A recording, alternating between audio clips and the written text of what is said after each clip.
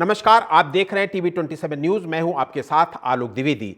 जम्मू कश्मीर में आज विधानसभा चुनाव के तीसरे और आखिरी दौर के लिए वोटिंग हो रही है। 39 लाख से ज्यादा वोटर जम्मू के मैदानों से लेकर कश्मीर के पहाड़ों तक फैले 40 सीटों पर वोटिंग कर रहे हैं। इन 40 सीटों के लिए 415 उम्मीदवार मैदान में हैं। आज जम्मू संभाग के जम्मू, सांबा, कठुआ और उधमपुर जिलों और कश्मीर के बारामूला और कुपवाड़ा जिलों में मतदान चल रहा है। प्रधानमंत्री नरेंद्र मोदी समेत कई नेताओं ने लोगों से ज्यादा वोट डालने की अपील की है। इससे पहले 18 सितंबर और 25 सितंबर को हुए दोनों चरणों में अच्छी खासी वोटिंग हुई थी। पहले दौर में करीब 61% और दूसरे दौर में 57% से ज्यादा वोट डाले गए थे। इस चुनाव में खास बात यह है कि कई दशकों के बाद जम्मू कश्मीर में आतंकवाद का असर नहीं देखा गया और उम्मीदवारों ने खुलकर प्रचार किया और लोगों ने बेखौफ होकर वोटिंग की। कश्मीर में उन उम्मीदवारों ने विकास, महंगाई और रोजगार जैसे बुनियादी मुद्दे उठाए, लेकिन इसके साथ पूर्ण राज्य का दर्जा और आर्टिकल 370 को भी चुनावी मुद्दा बनाने की कोशिश हुई। हालांकि अमित शाह कह चुके हैं कि कोई ताकत 370 की वापसी नहीं करा सकती। इन चुनाव में कांग्रेस और बीजेपी जैसी राष्ट्रीय पार्टियों के साथ नेशनल कॉन्फ्रेंस, पीडीपी और इंजीनियर राशिद की पार्टी के साथ साथ अच्छी खासी संख्या में इंडिपेंडेंट उम्मीदवार भी किस्मत आजमा रहे हैं। कांग्रेस का नेशनल कॉन्फ्रेंस से गठबंधन है, जबकि बीजेपी अकेले चुनाव लड़ रही है।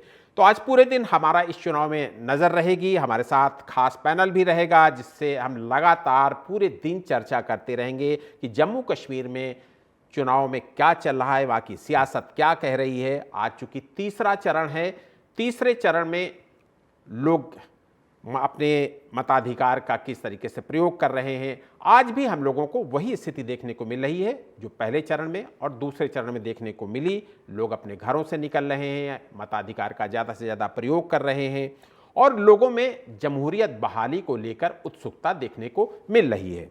तो हमारे साथ इस खास चर्चा में जो खास मेहमान शामिल होने वाले हैं, उनमें से पॉलिटिकल एनालिस्ट के रूप में निरंजन पोद्दार जी हमारे साथ लगातार रहेंगे।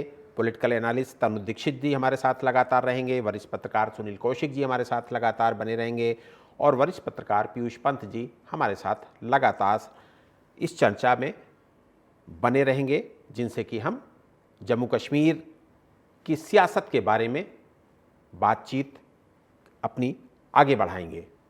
आप चारों मेहमानों का बहुत बहुत स्वागत है। और सुनील कौशिक जी से ही पहला सवाल ले लेता हूं। सुनील कौशिक जी, आज अंतिम चरण है। पूरे चुनाव में स्टेटहुड का मुद्दा छाया रहा। अपोजिशन भी इसी मुद्दे पर बीजेपी को घेरता रहा और पीएम मोदी को भी 28 सितंबर की रैली में कहना पड़ा कि केंद्र शासित प्रदेश का दर्जा अस्थायी है जम्मू कश्मीर के लिए। तो निश्चित तौर से मुझे लगता है कि आलोक जी, जब सरकार बनेगी, सरकार बनने के बाद जो निर्णय आएगा उसके बाद उसकी समीक्षा होगी। लेकिन आज जो 370 हटने के बाद समीक्षा होनी चाहिए और उसके आधार पर हम देख पा रहे हैं कि जो वोट का परसेंटेज है वो निश्चित तौर से सब कुछ कह देता है। इसमें किसी के कहने की आवश्यकता नहीं। आप देख सकते हैं, चाहे फारूक अब्दुल्ला हो, चाहे महबूबा मुफ्ती हो, चाहे इंजीनियर राशिद हो, चाहे पीपुल्स कॉन्फ्रेंस के सज्जाद लोन हो, यदि इनकी रैलियों की संख्या आप देखेंगे तो पाएंगे कि अब तक जम्मू कश्मीर में जितने चुनाव हुए हैं उनमें सबसे ज्यादा इस चुनाव में इनकी रैलियां हुई हैं। सबसे ज्यादा वोट परसेंटेज चुनाव में हुआ है।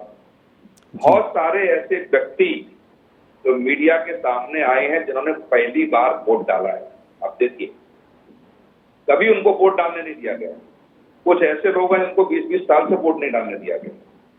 तो ये सब कुछ कह रहा है, लेकिन मेरा मानना आलोक जी ये था शुरू से कि अभी चुनाव वहां नहीं होने चाहिए थे। लगभग 10 से 15 साल राष्ट्रीय शासन और रहना चाहिए था, क्योंकि जो विचारधारा कई दशकों से पनपी है उस विचारधारा को 5 साल में खत्म नहीं किया जा सकता। और ये आप देखेंगे कि इतना सब कुछ बदलने के बावजूद जो रिजल्ट 8 तारीख को आएगा वो कुछ और इशारा करें। जो लोग वहां पर हैं उन लोगों ने किस जाति धर्म के हैं, क्या व्यवस्था वहां वोट डालने की है, लोग स्वीकार कर रहे हैं खुले कैमरा बदलाव तो हुआ है तो मोदी को हटाना। जब इस विचारधारा को आप देखेंगे, बदलाव भी महसूस कर रहे हैं। तमाम पत्रकार पूछ रहे हैं, बच्चे स्कूल जा रहे हैं, बहुत अच्छे से जा रहे हैं, छुट्टियां हो रही हैं कि नहीं हो रही हैं, बदलाव दिख रहा है कि बहुत दिख रहा है, तो वोट मोदी को। जब ऐसी विचारधारा वहां हो, तो व्यक्ति इसको पसंद न कर रहे हो। आप वहां देखिए, आतंकवाद की घटनाएं 2019 के बाद 19 से पहले की 10 साल की तुलना करेंगे तो 70-72% आतंकवाद की घटनाओं में कमी आई। और उसके बावजूद भी यदि आप बेरोजगारी को लेकर के कहें या FDI को लेकर के कहें जो सरकार की तरफ से और बाहर के देश से आया, G20 की मीटिंग को लेकर के कहें जी, तमाम बिंदुओं की चर्चा करें तो निश्चित तौर से वहां का जनमानस महसूस भी करता है। लेकिन फिर भी आप देखेंगे कि जो चीजें हैं, निश्चित तौर से अगर कश्मीर घाटी की बात करें तो कश्मीर घाटी में 47 सीटें आती हैं, उसमें से 19 पे बीजेपी ने चुनाव लड़ा, 28 पे उन्होंने चुनाव नहीं लड़ा। और इसलिए नहीं लड़ा कि वो चाहते तो वहां जमाते इस्माइली समर्थक जो प्रत्याशी निर्दलीय खड़े हैं वो लड़े, पैंथर पार्टी के लोग लड़े, अवामी इत्तेहाद के इंजीनियर राशिद लड़े, पीपुल्स कॉन्फ्रेंस के सज्जाद लॉन लड़े। इनमें जो जब कश्मीर घाटी की बात करें तो वहां बीजेपी से टक्कर है नहीं। लेकिन निश्चित तौर से दक्षिण कश्मीर की 16 सीट की बात करें, मध्य कश्मीर की 15 सीटों की बात करें या उत्तर कश्मीर की बात करेंगे तो कुल मिलाकर के 19 सीटों पर प्रत्याशी उतारे, वो भी एक योजना के तहत जी। अब तमाम चुनाव में आपने देखा होगा कि लग रहा है कि भाजपा ये कर रही है, भाजपा वो कर रही है। क्या समाजवादी पार्टी ने जो 20 प्रत्याशी वहां उतारे वो मोदी जी के कहने पर उतारे? क्या एनसीपी शरद पवार जी ने जो प्रत्याशी उतारे वह मोदी जी ने उतारे? बहुजन समाज पार्टी ने जो प्रत्याशी उतारे वह मोदी जी के कहने पर उतारे? उद्धव ठाकरे शिवसेना गुट ने प्रत्याशी वहां उतारे, वो मोदी जी के कहने पर उतारे? ये सब देखना पड़ेगा कि आखिर में वहां लड़ाई किस बात की है। जहां समाजवादी पार्टी 20 से ज्यादा प्रत्याशी उतार करके निश्चित तौर से त्रिकोणीय संघर्ष का एक पैमाना खड़ा करना चाहती है, जहां शरद पवार ने, जदयू ने, जिन पार्टियों का कोई मतलब नहीं है, यदि वह 2-4 हजार वोट को डैमेज करने के लिए वहां उन्होंने प्रत्याशी खड़े किए, तो क्यों खड़े किए? क्या 2024 के चुनाव में जो रणनीति इंडिया गठबंधन ने बनाई थी वो जम्मू कश्मीर के चुनाव में क्यों नहीं बना पाए? और इसका बार बार आप कहें तो नरेंद्र मोदी कर रहे हैं, भारतीय जनता पार्टी कर रही है, मैं इसको कतई मानने के लिए तैयार नहीं हूं। लेकिन हाँ, ये जरूर है कि इस बार किसी पार्टी को बहुमत नहीं मिलेगा। जो पार्टी बड़ी पार्टी के रूप में उभर के आएगी वो सरकार बनाएगी। अब जो 8 तारीख को रिजल्ट बताएंगे कौन सबसे बड़ी पार्टी के रूप में उभर के आलोक दिया। जी बिल्कुल, और निर्दलीयों की भूमिका बहुत महत्वपूर्ण होगी। पीयूष पंत जी, बहुत बड़ी बात कही है सुनील कौशिक जी ने कि अभी ऐसी कोई वहाँ पर स्थिति नहीं दिख रही है कि जिसको लेकर ये कहा जाए कि हाँ, ये दल यहाँ पर सरकार बनाने जा रहा है। आखिरी फेज चूंकि आज है, तो आखिरी फेज में पीडीपी सबसे ज़्यादा सीटों पर चुनाव लड़ रही, 33 सीटों पर चुनाव लड़ रही है। इसके अलावा नेशनल कॉन्फ्रेंस 18, कांग्रेस 24 सीटों पर चुनाव लड़ रही है और बीजेपी 29 सीटों पर चुनाव लड़ रही है। 155 इंडिपेंडेंट कैंडिडेट हैं। इस बार पूरे फिगर में, चाहे फर्स्ट राउंड की बात करें, चाहे सेकेंड राउंड की बात करें, और आज थर्ड राउंड है, पूरे चुनाव में इंडिपेंडेंस का बोलबाला रहा।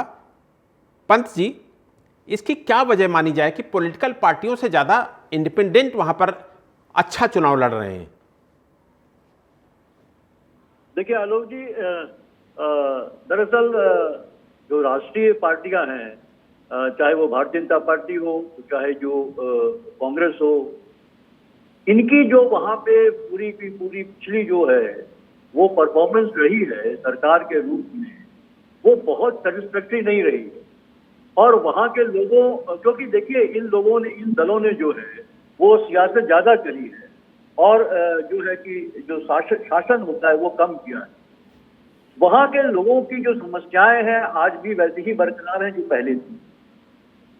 ये जो थोड़ा बहुत जो राहत मिली है अभी, जो जिस तरह से जो है कि 370 हटाया गया, उसके बाद जो है कि एक वहां पे जिस तरह से पूरे की सुरक्षा बलों को वहां पे काबिज कर दिया गया, और उसकी वजह से जो है निश्चित रूप से जो है एक ऐसा लगता है कि हाँ वहां पे शांति है और लोग जो है वहां आ जा रहे हैं और पथराव नहीं हो रहा है, ये भी एक फैक्ट है। लेकिन उसके पीछे कौन लोग थे, ये एक जांच का विषय हो सकता है, क्योंकि कुछ तो इस तरह के वीडियो भी एक आए थे, जिसमें कहा गया था खुद जो है कि भारतीय जनता पार्टी या राष्ट्रीय सेवक संघ का किसी सदस्य ने ये बात कही थी कि कौन वहां पत्थरबाजी करता रहा है। तो ये तमाम चीजें हैं, लेकिन निश्चित रूप से माहौल बदला है, इसमें कोई दो राय नहीं है। तो देखिए, क्योंकि राज्य है, राज्य में जो है हमेशा जो है वो क्षेत्रीय दल जो है वो जनता के ज्यादा करीब होते हैं, और जब राष्ट्रीय दल जो है उनकी आकांक्षाओं के, उनके हालात को जो बदलने में असफल रहते हैं, तो जो लोग हैं वो जो है कि क्षेत्रीय दलों को जो है कि उसको सपोर्ट करते हैं, या फिर जो है इंडिपेंडेंट है। तो देखिए, इंडिपेंडेंट वही लोग होते हैं जिनका जनाधार होता है, जो लोगों के साथ जुड़े हुए हैं। और अगर पार्टियां, चाहे वो क्षेत्रीय दल हो चाहे वो राष्ट्रीय दल हो, वो उनको तरजीह नहीं देती हैं, तो फिर वो जो है इंडिपेंडेंट लड़ते हैं, क्योंकि उनको लगता है कि हम यहाँ के लोगों के जो मसले हैं उनको जो है ज्यादा अच्छी तरीके से उठा पाएंगे और उनको रिप्रेजेंट कर पाएंगे, और उनका एक जनाधार होता है। यही कारण है कि तमाम जो है बहुत सारे इंडिपेंडेंट वहां खड़े हैं। और उनका इसमें देखिए, कैप्टन जो जो जो जो जो इंजीनियर रशीद है जी, उनकी एक बहुत बड़ी भूमिका हो सकती है इन चुनावों में। हमने लोकसभा चुनाव में भी देखा उन्होंने किस तरह से जो है जेल में रहते हुए अपनी सीट जीती। और उसका एक ही कारण है कि जो कश्मीर के असली मुद्दों को जो ये पार्टियां, जो राष्ट्रीय पार्टियां हैं, वो उसको प्रोजेक्ट नहीं कर पाती, या उसका जो है कि कोई भी सोल्यूशन नहीं निकाल पा रही हैं।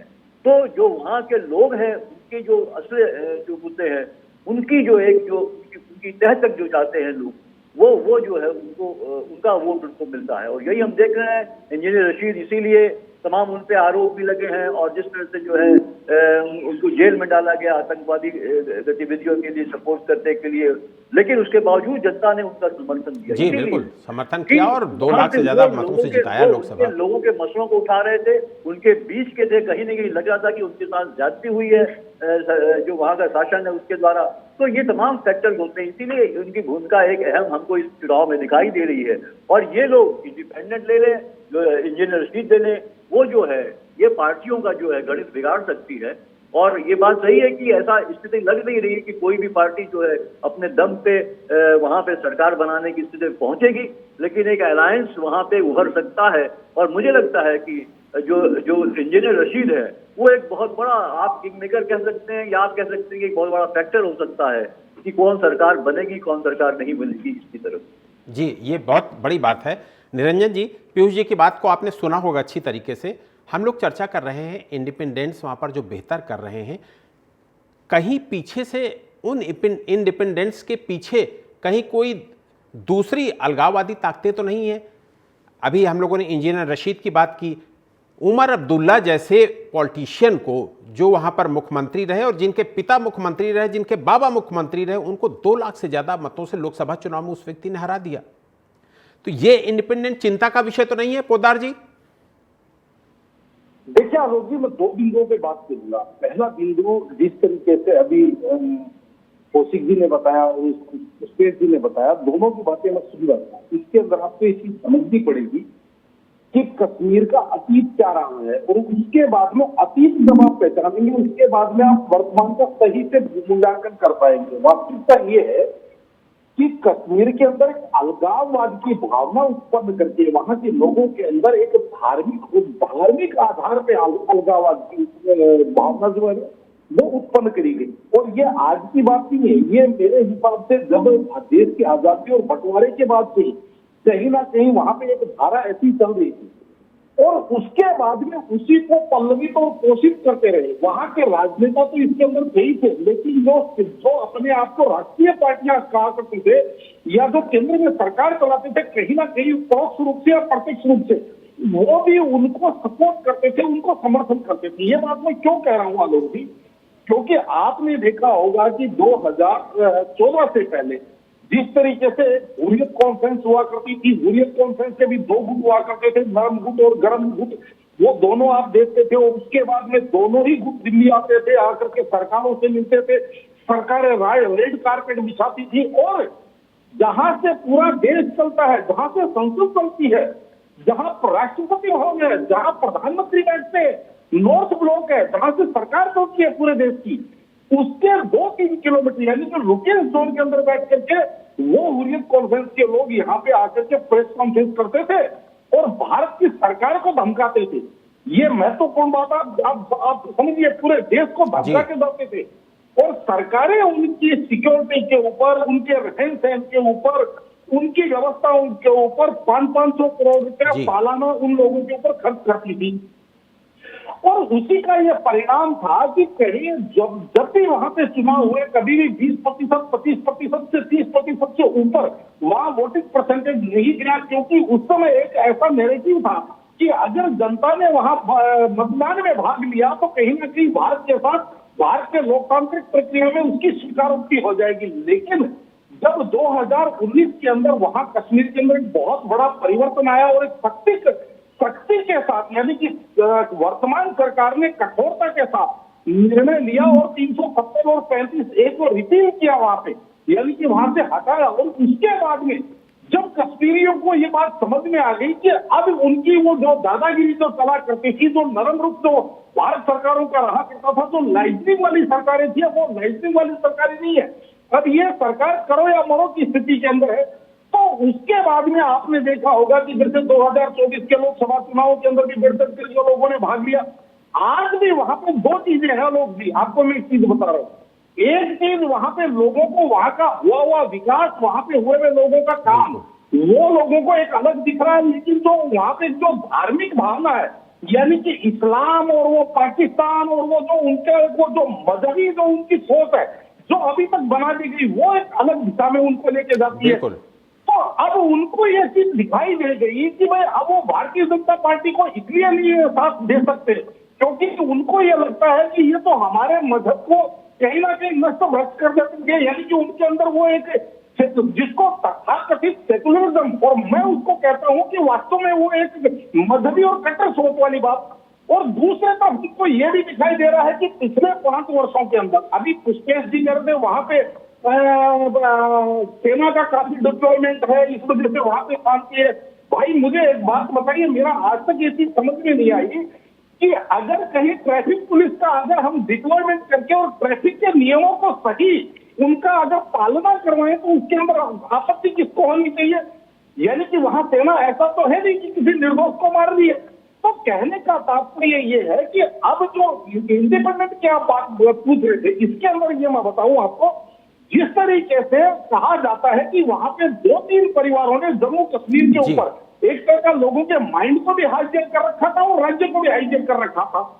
आज कहीं ना कहीं उनका वो वर्चस्व टूटा है, क्योंकि लोगों ने पिछले 5 साल में जैसे वहां पे पर्यटन बढ़ा है, जैसे वहां पे विकास हुआ है, ये मैं नहीं कह रहा हूं कि जो लोग वहां के चुनाव के लिए, चुनाव कवरिंग के लिए हमारे जो साथी सिंह जी वहां पे गए हुए हैं, जो जर्नलिस्ट, वो भी ये कह रहे हैं कि जनता इस चीज को सभी जमाने में मान रही है, लेकिन जनता साथ में ये कह रही है कि काम तो ठीक हुआ, लेकिन ये हमारी मजहबी मामला के अंदर भारतीय जनता पार्टी जो है जी, ये बहुत बड़ी बात है। वही सुनील कौशिक जी भी बोल रहे थे वही कि ठीक है, बहुत महत्वपूर्ण बात है ये कि ये तो लोग कहते हैं वहाँ पर कि सब कुछ ठीक हो रहा है, लेकिन उसके पीछे उसके बाद क्या कहते हैं वही डिस्कस करना है आपसे भी, और अभी सुनील कौशिक जी भी वही बोल रहे थे।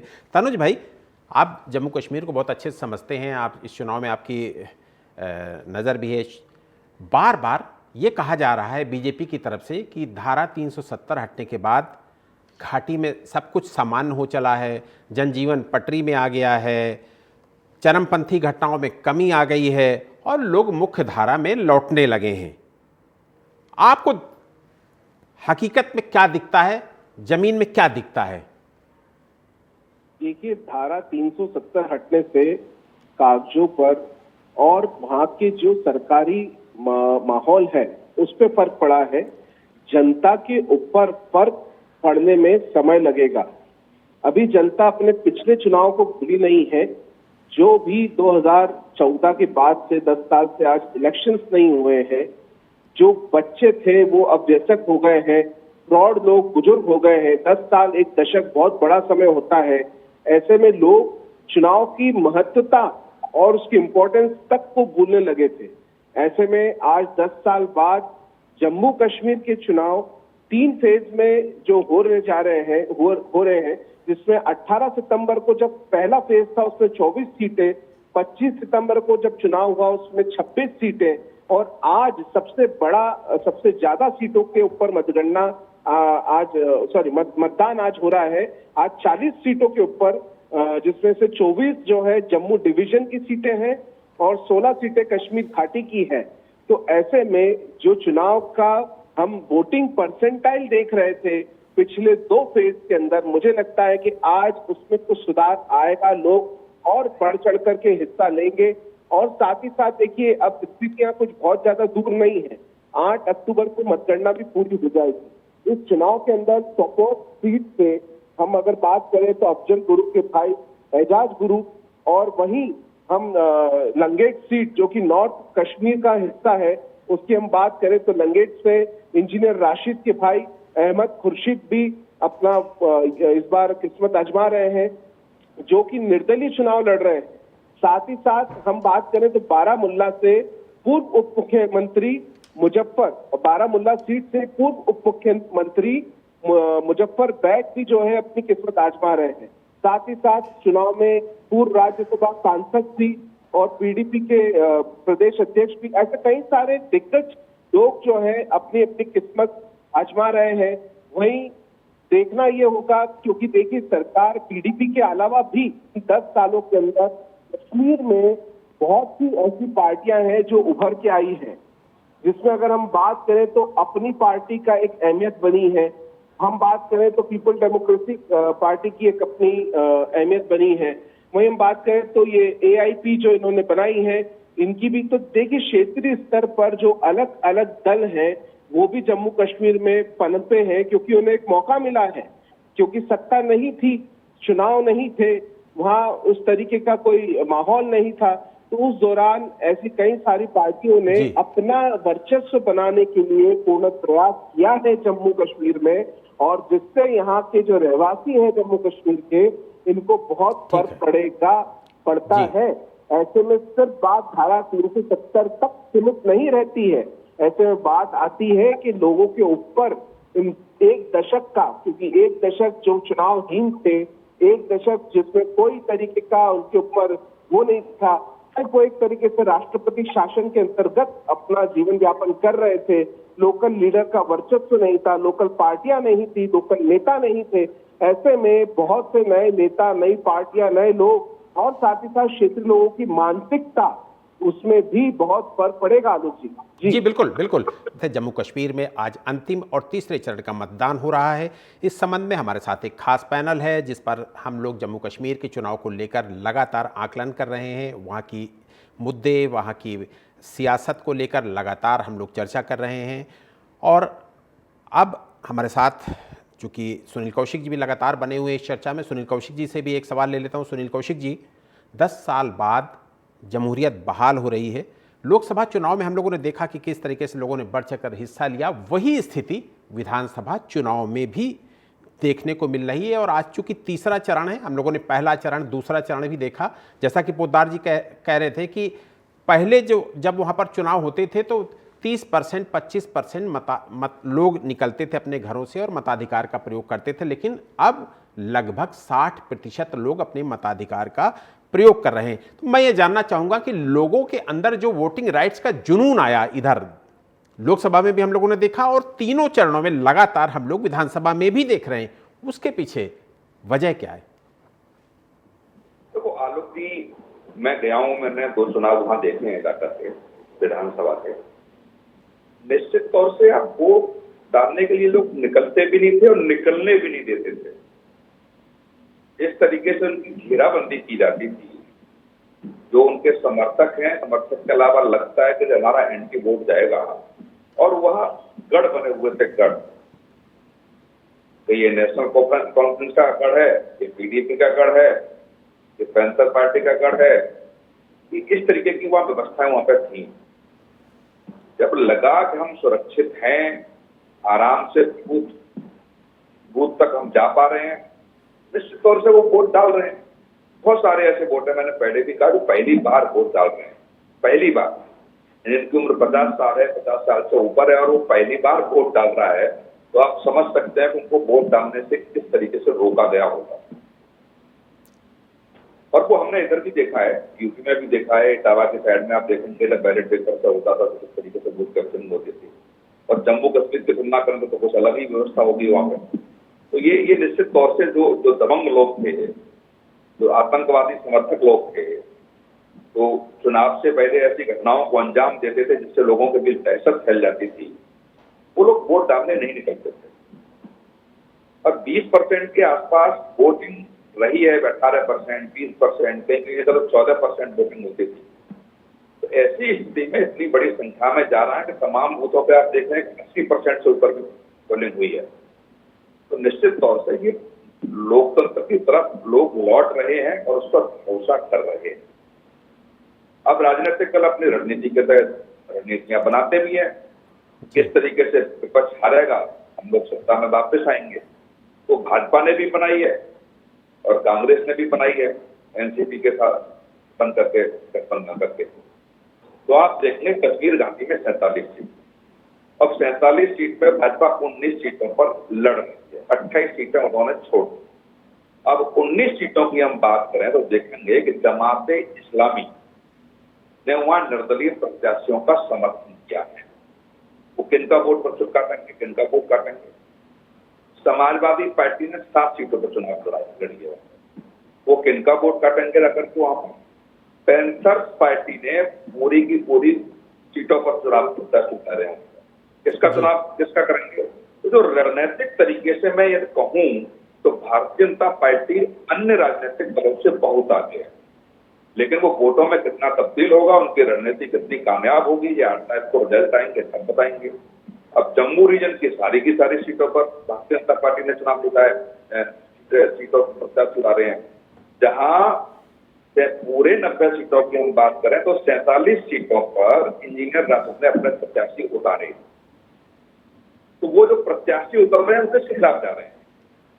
लोकसभा के चुनाव में आप देखेंगे जो व्यक्ति जेल में रहकर के चुनाव जीत सकता है, इसका मतलब उसकी विचारधारा को लोग वहां सहमति दे रहे हैं। और यही स्थिति है तो माननीय न्यायालय ने उनको माना, दलीलें सुनी होगी दोनों ने, चुनाव के समय पर उनको जमानत दी। शिवसेना उद्धव ठाकरे ग्रुप ने भी वहां प्रत्याशी उतार दिए, शरद पवार ने भी वहां पार्टी उतार दी। किन किन सीटों पर प्रत्याशी उतारे हैं, इस पर कांग्रेस और एनसीपी और पीडीपी को बोलना चाहिए। जहां आप कश्मीर घाटी की हम बात करेंगे, जहां 47 सीटों पे नेशनल कॉन्फ्रेंस पीडीपी के बीच जो संघर्ष है कांग्रेस के साथ गठबंधन में, वहां आप देखिए कि आवामी इत्तेफाक इंजीनियर राशिद ने भी उतारे, पीपुल्स कॉन्फ्रेंस के सज्जाद लॉन ने भी वहां उतारे और जमाते इस्लामी ने भी वहां प्रत्याशी उतारे। तो वो वोट कितना काटेंगे। तो ये जो रणनीति मुझे लगता है कि राजनीतिक दलों ने एक दूसरे को पटकने देने के लिए जो रणनीति वहां के हिसाब से अपने प्रत्याशियों की घोषणा की, या जो चुनाव लड़ रहे हैं, और उसके साथ साथ आप भी देख रहे हैं, कवरिंग कर रहे हैं, आपके चैनल की कवरिंग वहां हो रही है, मैं भी देख रहा हूं वहां पर जो बड़े बड़े नेता गिनी चुनी रैलियां करते थे उनको छोटी छोटी रैलियां करके चौपाल लगाने में मजबूर होना पड़ा है। उन गली मोहल्लों में गए हैं, उन बूथों पर गए हैं जब वो कभी आज तक गए ही नहीं। तो ये निश्चित दर्शाता है कि जो अपने घर में बैठ करके और उनके जो गुर्गे हुआ करते थे, गुर्गे चुनावी रणनीति सेट कर करके दहशत फैला करके जो चुनाव जीतते आज आए थे, वो उस पर लगाम कसी। और वही है कि हम लगभग 60% के आसपास वोटिंग कराने में कामयाब हैं। और चुनाव आयोग की बड़ी तारीफ की है। चुनाव आयोग ने वहां जनता की अपील की और जो दहशत वहां के लोगों के बीच की दहशत को चुनाव आयोग ने खत्म किया। लोकल प्रशासन ने और सेंट्रल फोर्स के लोगों ने जिस तरीके की वहां मीटिंगें कर करके और ये कहा लोकतंत्र के लिए वोट डालने के लिए आगे आना चाहिए किस तरीके का, वो सारी चीजें मुझे लगता है कि वहां की पब्लिक संतुष्ट हुई और संतुष्ट होने के बाद वो बूथ तक पहुंची है। लेकिन उनकी विचारधारा, जो मैं बार बार कह रहा हूं कि जहां कई दशकों से विचारधारा पत्थरबाजी की रही है, एक धर्म के प्रति उनका लगाव रहा है, आतंकवादियों के साथ उनकी सहभागिता रही है, ऐसी स्थिति में क्या वो वोट राष्ट्रीय नीति को ध्यान में रखते हुए डालेंगे, राष्ट्रवाद को ध्यान में रखते डालेंगे, या वही रहेगा जो अधिकतर जम्मू कश्मीर में होता आया है। जी, बहुत बड़ी बात है। ठीक है पीयूष पंत जी, 2 चीजें हैं, बहुत आपसे क्लियर चाहूंगा उसमें। एक तो ये कि हम सब लोग मान रहे हैं कि बीजेपी वहां पर अच्छा परफॉर्म करेगी, बीजेपी हो सकता है सिंगल लार्जेस्ट पार्टी भी बन जाए, लेकिन आपको ये भी देखना होगा, ये भी समझना होगा कि वहाँ दो रीजन है। एक तो जम्मू रीजन हो गया, जम्मू में 43 सीटें हैं, कश्मीर घाटी में 47 सीटें हैं। 47 जो कश्मीर घाटी की सीटें 47 हैं, उनमें से सिर्फ और सिर्फ 19 जगह बीजेपी ने अपने उम्मीदवार खड़े किए हैं। ऐसे में सिंगल लार्जेस्ट पार्टी हो सकता है बीजेपी बन जाए, लेकिन अगर सरकार बनाने की स्थिति आएगी तो उसे किसी न किसी रीजनल पार्टी से ही वहां पर समझौता करना पड़ेगा। आपका इस पर रिएक्शन चाहूंगा मैं। देखिए, भारतीय जनता पार्टी को एक फायदा एडवांटेज ये है कि भारतीय जनता पार्टी जो दूसरी पार्टियां बहुत सी खड़ी हैं, खासकर जम्मू रीजन में जो है, तो वो वहां पे जो वोट काटेंगी वो दूसरी पार्टियों का वोट काटेंगी।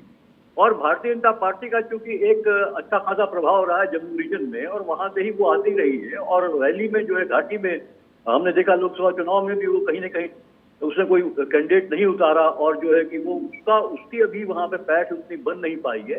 हालांकि उन्होंने पीडीपी के साथ एक अलायंस करके सरकार वहां चलाई, इसीलिए कि घाटी में कम से कम वो अपनी जो है एक पैठ बना सके। लेकिन उनकी विचारधारा वही वाली बात है, जिस बात सुनील गौशिक कह रहे थे। अगर वहां एक विचारधारा है तो जो उनकी विचारधारा है भाजपा की, और जो पूरे देश में उस विचारधारा को जो है कि मतलब एक जोर जबरदस्ती से फैलाना चाह रहे हैं, तो उसके चलते घाटी में उनको भी जो है कभी सफलता नहीं मिल पाई है, और इस बार भी नहीं मिलेगी, मुझे ऐसा लगता है। ऐसी उन्होंने बहुत से मुस्लिम कैंडिडेट को वहाँ खड़ा किया है और कोशिश करी है कि मुसलमानों को अपने पक्ष में लें। लेकिन हाँ, जिस तरह से उन्होंने जो आरक्षण दिया है उससे उनको निश्चित रूप से सफलता मिलती दिखाई दे रही। लेकिन अगर आप लोकसभा के आंकड़े देखें तो लोकसभा में जो ये 90 विधानसभा सीटें हैं, उनमें अगर आप देखें उस दौरान सबसे ज्यादा जो सीटों पे जो है जो बढ़त मिली थी वो नेशनल कॉन्फ्रेंस को मिली थी जी, और भारतीय जनता पार्टी को उससे थोड़ा कम मिली थी वहां पे। और तो मुझे लगता है कि इस बार थोड़ी सी जो देखिए जो स्टेटहुड का मसला है, आप सबसे बड़ा बात एक समझिए कि ये चुनाव जो लोगों को सबसे बड़ा जो कष्ट हुआ है, बाकी चीजें ठीक है, बदलाव आया है, पत्थरबाजी घटनाएं कम हुई है निश्चित रूप से, लेकिन जो उनसे छीन लिया गया, उनका अपना राज छीन लिया गया, ये बहुत बड़ी चोट जो है लोगों के दिल में है। और ये लोगों के कहीं ना कहीं जो आप वहां लोगों से बात जो हम करते रहे लगातार, या जो खबरें आती रही हम देखते रहे, वो सबसे बड़ा मुद्दा जो है यही है कि उनको राज का दर्जा चाहिए। और ये बीजेपी इसके लिए वो दोषी मानते हैं बीजेपी को पूरी तरीके से। और यही कारण है कि देखिए, क्योंकि मुद्दा ये नेशनल कॉन्फ्रेंस और खासकर कांग्रेस से और राहुल गांधी जिस तरह से वहां लगातार प्रचार करते रहे, उन्होंने एक इसको मेन मुद्दा बना दिया पूरा अपने कैंपेन का। और यही हुआ। उसके बाद जो जब प्रधानमंत्री मोदी जी गए वहां, अभी उन्होंने 3-4 दिन पहले जो वहां पे एक सभा करी, उनको ये कहना पड़ा, क्योंकि अभी तक क्या वो सरकार सो रही थी, केंद्र की सरकार, अगर वो चाहते तो आज से 6 महीने पहले या 1 साल पहले राज का दर्जा जो है कि, क्योंकि अगर ये सरकार मानती थी केंद्र सरकार की अब पूरी शांति है कश्मीर में, सब कुछ बहुत अच्छा हो गया है, तो फिर राज का दर्जा देने में क्या दिक्कत थी, क्या गुरेज था, क्यों नहीं दिया। जब जो है कि जब ये मुद्दा कांग्रेस ने बना दिया पूरा का पूरा, उस जनता की जो वहां की उनकी जो भावनाएं हैं, जो आहत भावनाएं हैं, उसको तो प्रधानमंत्री मोदी को कहना पड़ा कि साहब नहीं, वो तो रिस्टोर कर दिया जाएगा। तो ये साफ दिखाई देता है कि भाजपा की स्थिति जम्मू में भी देखिए इलाके में इस बार उतनी अच्छी नहीं है, क्योंकि आतंकवादी गतिविधियां वैली से जो शिफ्ट होकर जो है वो जम्मू की तरफ चली गई हैं। हम देख रहे हैं रोज घटना हो रही वहां पे, और वहां पे चूंकि केंद्र शासित प्रदेश है, पूरी सेना है, पूरा होम मिनिस्ट्री का दखल है, उसके बावजूद आतंकवाद अगर जम्मू इलाके में पनप रहा है या वहां घटनाएं हो रही है, तो ये बहुत बड़ा प्रश्न चिन्ह है। और जो कश्मीरी पंडित हैं उनके साथ क्या हुआ, वो भी नाराज है भारतीय जनता पार्टी से। वो उनको क्या मिला, जो वादे के क्या उनको मिला, जो बाहरी लोग आके वहां जमीनें ले रहे हैं। दूसरा, जिस तरह से बड़े बड़े कॉर्पोरेट्स को वहां पे एक्सेस दिलाया जा रहा है, एक तरह से रिलायंस वाला मामला जो कांग्रेस ने भी उठाया और प्रियंका गांधी ने भी उठाया कि जो रिलायंस की जो रिटेल वहां खुल रहे हैं, वहां के लोगों व्यापारियों को नुकसान हो रहा है, तमाम चीजें। तो ये तमाम मुद्दे हैं। देखिए, इसमें भारतीय जनता पार्टी निश्चित कटघरे में है। मुझे नहीं लगता कि भारतीय जनता पार्टी सफल हो पाएगी सबसे बड़ी पार्टी होने में, क्योंकि ये वहां का चुनाव फंसा हुआ है, बहुत से प्लेयर्स है जी। और जम्मू में भी इस बार वो स्थिति मुझे नहीं दिखाई दे रही भारतीय जनता पार्टी की जो स्थिति पहले होती थी। 10 साल का जो नहीं वहां इलेक्शन हुआ, अभी भी नहीं होता अगर सुप्रीम कोर्ट नहीं कहता। नहीं चाह रही थी केंद्र सरकार इलेक्शन, क्योंकि वो श्योर नहीं थी कि क्या हो पाएगा नहीं हो पाएगा। वो श्योर नहीं थी कि अभी वहां हालात बेहतर है कि नहीं बेहतर है। ये तो सुप्रीम कोर्ट ने कहा तो कराना पड़ रहा है उनको। तो मुझे लगता है लोगों में एक आक्रोश है कि 10 साल आपने हमें महरूम रखा स्वतंत्रता से, हम अपने लोगों के हम निर्णय खुद नहीं ले पाए, हम अपने प्रतिनिधि नहीं चुन पाए। तो ये तमाम चीजें हैं जो लोगों को मथ रही हैं, और जो वहां से बातें आई लोगों की पिछले कुछ जो कैंपेन के दौरान, ये मुद्दे हैं, निश्चित रूप से हैं। मुझे लगता है इससे भारतीय जनता पार्टी को नुकसान हो सकता है वहां पे। जी, बिल्कुल। लेकिन मैं ये मानता हूं किसी को जो है कि क्लियर मेजोरिटी मिलने नहीं जा रही। जी ठीक है। पोद्दार जी, पीयूष पंत जी तो ये भी नहीं मान रहे हैं कि सिंगल लार्जेस्ट पार्टी बीजेपी हो सकती है, लेकिन आज जहां जिन 40 सीटों पर चुनाव हो रहे हैं पोद्दार जी, वो उन सीटों पर 2014 के अगर आंकड़े देखें तो 18 सीटें बीजेपी ने जीती थी। कुल 25 सीटें बीजेपी ने जीती थी, जिनमें से 18 सीटें वो थीं जिनमें आज इन 40 सीटों पर चुनाव हो रहे हैं। तो ये तो तय बात है कि जम्मू रीजन में हो सकता है बीजेपी बेहतर कर ले, लेकिन घाटी में चूंकि उसके पास तो कैंडिडेट ही नहीं है। 47 जो घाटी की सीट्स हैं उनमें से 19-20 जगह सिर्फ बीजेपी रिप्रेजेंट कर रही, लड़ रही चुनाव। तो ऐसे में आपका क्या नजरिया है, आपका क्या रिएक्शन होगा? देखिए आलोक जी, मेरा ये मानना है कि भारतीय जनता पार्टी अपने आप का दम वही ठोक रही है जहां पे उसको लगता है कि यहाँ पे हमारा राजनीतिक स्टैग है। यानी कि सीधी सी बात है, जम्मू संभाग की बात कर रहा हूँ, और जम्मू संभाग के अंदर भारतीय जनता पार्टी जम के चुनाव लड़ रही है। और जो कश्मीर वैली की बात करें तो वहां पे आंशिक तौर पे भारतीय जनता पार्टी लड़ रही है, और जिसको कहते हैं परोक्ष रूप से अपने जो निर्दलीय है या जो भी भारतीय जनता पार्टी को लगता है कि भी ये एमसी कांग्रेस या इन दलों को हराने की क्षमता रखते हैं, कहीं ना कहीं पर्दे के पीछे से उनको सपोर्ट कर रहे हैं। और उसका कारण केवल और केवल ये है कि जिस तरीके से आपने देखा ही है, जैसे मैंने अभी पूर्व में भी कहा कि अभी तक के वहां का जो राजनीतिक परिप्रेक्ष्य था या वहां का जो राजनीतिक डिस्कोर्स था, उसको कहीं ना कहीं उस राजनीतिक डिस्कोर्स को बदलना अति आवश्यक है। क्योंकि देखिए आज वहां के मुद्दे क्या है, क्या मुद्दे होने चाहिए, इसके ऊपर अगर हम डिस्कस करें आलोक जी, तो एक बहुत ही लंबी डिस्कस मिल जाएगी। मेरा यह मानना है कि कहीं का भी व्यक्ति हो, चाहे कश्मीर का व्यक्ति हो, चाहे राजस्थान का हो, चाहे दिल्ली का हो, चाहे हरियाणा का हो, कहीं का भी व्यक्ति हो, उसके लिए जो मुद्दे मैन होते हैं वो होते हैं विकास, वो होता है स्वास्थ्य, वो होता है शिक्षा, वो होता है शांति। लेकिन आप मुझे एक बात बताइए, आज अगर आदमी के लिए इन मुद्दों के अलावा अगर आदमी के लिए ये हो कि हमारा तो पाकिस्तान से बात करो, कश्मीर की समस्या को सुलझाने के लिए भारत पाकिस्तान से बात क्यों नहीं कर रहा है, या कश्मीर को जो है पाकिस्तान के हैंडओवर क्यों नहीं कर रहा, या कई बार जनमत संघ की बात करते हैं, या कभी तो कहने का तात्पर्य ये है कि जब मुद्दे इस तरह के हो जाए तो ऐसा नहीं है कि किसी शरीर के अंदर अगर किसी अंग में अगर कहीं कोई इंफेक्शन हो जाए तो उस अंग को काट दिया जाता है, उसके अंदर एंटीबायोटिक और दवाइयां दे करके उसको कहीं ना कहीं सबसे पहले ये चीज को प्रयास किया जाता है कि उस अंग को ठीक किया जाए। कहीं ना कहीं कश्मीर के अंदर जैसा सुनील कौशिक जी ने भी कहा था कि पिछली कई पीढ़ियों से वहां पे एक जहर भरा गया, ये कहे कि एक जहर की खिड़की वहां पे लोगों के दिमाग के अंदर उत्पन्न कर दी गई, और लोगों को वहां पे आज देखिए कितना बड़ा आश्चर्य की बात लगेगी आपको कि जो भारत शासित कश्मीर है वहां पे लोगों को अच्छा भला जीवन मिल रहा है, अच्छी भली सड़कें मिल रही है, फ्लाईओवर बन रहे हैं, खाने के लिए अनाज मिल रहा है, सरकार की तरफ से हर एक चीजों में अनुदान मिल रहा है, सब्सिडियां मिल रही है। तो उन लोगों को तो पाकिस्तान परस्ती याद आ रही है, और जो पाकिस्तान अधिकृत कश्मीर यानी कि जो कश्मीर का टुकड़ा पाकिस्तान के कब्जे में है, पीओके की बात कर रहा हूं, वो लोग आज इस चीज को लेकर के आंदोलित हैं कि हमें भारत के साथ मिलने दीजिए। तो देखिए कितना बड़ा दुर्भाग्य है। तो कहीं ना कहीं जिसको हमारे यहाँ कहते हैं ना कि पेट भरने के बाद में जब आदमी का पेट भरा होता हो तब उसके दिमाग के अंदर सारी की सारी ये जो बाकी की जो खुराकातें उत्पन्न होती है। तो कहने का तात्पर्य ये है कि सरकार ने जिस तरीके से सोच समझ करके सारे के सारे निर्णय,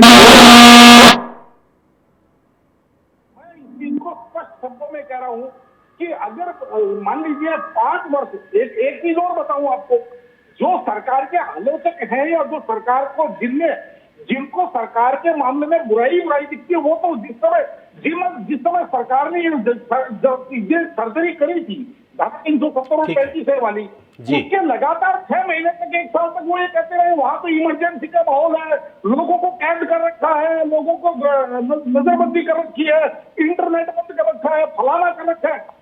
मैं उस टाइम भी आलोक जी ये बात कहता था कि जब आदमी की सर्जरी होती है तो उसको 4 घंटे आईसीयू में ऑब्जर्वेशन में रखा जाता है, उसके बाद में उसको वार्ड में शिफ्ट किया जाता है, 1 महीने हील होने के बाद में उसको छुट्टी दी जाती है। तो कहीं ना कहीं आज ठीक। सरकार कश्मीर को लेकर के उसी पद्धति पे चल रही है कि अभी केंद्र ठीक। शासित प्रदेश के तहत यहाँ पे चुनाव करवा रही है।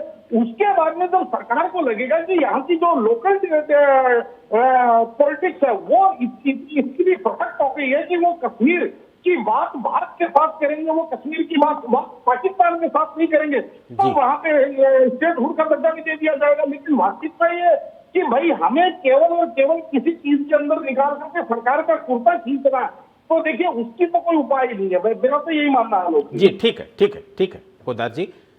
तनुज भाई, जम्मू और कश्मीर दो अलग अलग एक तरीके से, हालांकि दोनों स्टेट एक ही स्टेट है लेकिन दो अलग अलग हिस्से हैं। वैली में न कांग्रेस अच्छा परफॉर्म कर रही है ना ही बीजेपी अच्छा परफॉर्म कर रही है, दोनों के पास कैंडिडेट्स भी बहुत कम कम हैं घाटी में। वहाँ पर पीडीपी और नेशनल कॉन्फ्रेंस में ही आपस में लड़ाई देखने को मिल रही है। लेकिन जम्मू रीजन बहुत इंपॉर्टेंट है, जम्मू रीजन में जो बेहतर करेगा वही राज्य की सत्ता में काबिज होगा, ये तय बात है। और यहाँ पर सिर्फ और सिर्फ कांग्रेस और बीजेपी आमने सामने लड़ रहे हैं। मुझे लगता है कि एंटी इनकम्पेंसी, चूंकि एलजी शासन रहा है तो जो कुछ भी नाराजगी अगर है तो बीजेपी से ही वहाँ पर लोगों को है नाराजगी।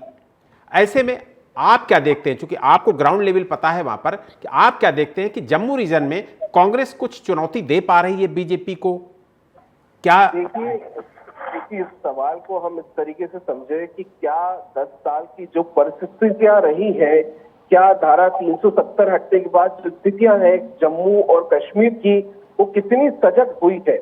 तो इसका अंदाजा ये लगा लें कि जो कठुआ, उधमपुर और डोडा जैसी जगह है जहां पर मिलिटेंट्स का इतना प्रभावित क्षेत्र नहीं है ये, लेकिन धारा 370 हटने के बाद में भी यहाँ अब मिलिटेंट्स का प्रभाव देखने को मिल रहा है। मैंने आपसे बताया कि क्षेत्रीय जो दल है वो बहुत उभर करके आए हैं। आज अगर हालात इतने अच्छे हैं तो कश्मीरी पंडित जो है वो वापस कश्मीर जाना चाहिए, उनको जाने का मन करता होगा, लेकिन क्या वहां कश्मीरी पंडित जा रहे हैं वापस? ये बहुत बड़ा मुद्दा है। हालात कितने सुधरे हैं कागजों पर, हालात कितने बेहतर हैं कश्मीर के अंदर, ये चीज हमें दिख रही है। और ऐसे में हम बात करते हैं चुनाव की, तो इन चुनाव के अंदर अलगाववादी खुद चुनाव लड़ रहे हैं। कई सारी सीटों पर अलगाववादी या फिर इनडायरेक्टली उनको ऐसे बैंड इस्लामिक समूह से भी सपोर्ट मिल रहा है जो भारत के अंदर पूर्ण रूप से बैंड है, ऐसे समूह की सपोर्ट कर रहे हैं और वो चुनाव लड़ रहे हैं, निर्दलीय लड़ रहे हैं। या ऐसी कोई पार्टी बनाई है जिसका कोई दल का खुद लीगली अस्तित्व नहीं है लेकिन दल बना हुआ है, लोग उसको सपोर्ट कर रहे हैं। तो कश्मीर में रहने वाले जो लोग हैं उनकी मानसिकता में, उनकी सोच में, उनके एक्सेप्टेंसी इतनी जल्दी होना मुझे लगता है थोड़ा मुश्किल जाएगा।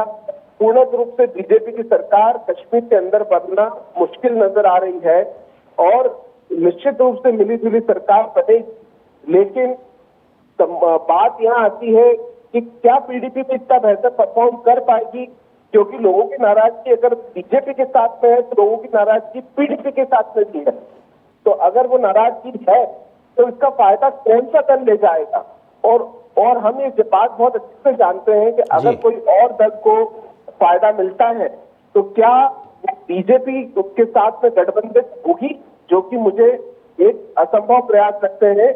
ऐसे में ये चुनाव पर भी एक बहुत बड़ा प्रश्न चिन्ह होगा कि जो सरकार जिस तरीके से मतदान में बढ़ चढ़ के हिस्सा ले रही है, आखिरकार किसकी सरकार कश्मीर में बनाएंगी और उस सरकार का अस्तित्व क्या होगा। जी आलोक जी। बिल्कुल, बहुत महत्वपूर्ण बात है ये। वक्त हमें इतने की इजाज़त देता है, इसलिए इस चर्चा को यहीं विराम देना पड़ेगा। सुनील जी, तनुज जी, पोदार जी और पंत जी, आप चारों का शुक्रिया करूंगा जम्मू कश्मीर के लोगों ने क्या फैसला किया, इसका पता 8 अक्टूबर को चल जाएगा। लेकिन 10 साल बाद हो रहे चुनाव में इस राज्य की फिजा पूरी तरह बदली नजर आ रही है। दशकों तक जम्मू कश्मीर में आतंकवाद और आतंकवाद का असर देखते रहे हम लोग, लेकिन इस बार आतंकवाद का कोई खौफ नहीं दिख रहा है। ये बड़ी बात है। ये दिखाता है कि अब कश्मीर बिल्कुल बदल चुका है। बहरहाल मुझे दीजिए इजाजत और आप देखते रहिए देश और दुनिया की बड़ी खबरों के लिए TV 27 न्यूज़। नमस्कार।